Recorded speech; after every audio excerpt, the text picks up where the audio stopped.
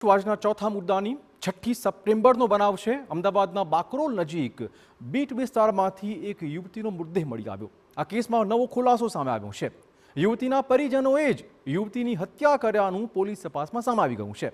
પોલીસે ગ્રામજનોનો પૂછપરછ કરતા જાણ થઈ કે આ કેસમાં માવતર જ નીકળ્યા છે કપાતર। 19 વર્ષીય યુવતીને તેના જ ગામના યુવક સાથે પ્રેમ સંબંધ હતો। પ્રેમી યુવક અને યુવતીની સરનેમ એક હોવાથી બંનેના સામાજિક રીતે લગ્ન શક્ય નહોતા અને યુવતીના સગા સંબંધીઓથી પરિવારના લોકો નારાજ થઈ ગયા હતા।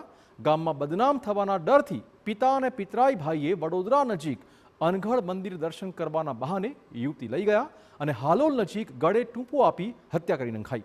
બાદમાં બાકરોલ સ્મશાન લઈ જઈ ડીઝલ છાંટીને યુવતીના મૃતદેહને સળગાવી દેવાયો।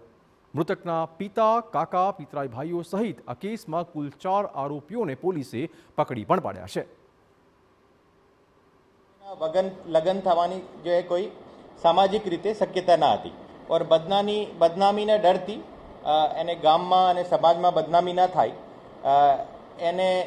એને બીકથી એ ત્યાં ગામ છોડીને જો ત્યાંથી એક બીજી જગ્યાએ રહેવા પણ શરૂ થઈ ગયા હતા।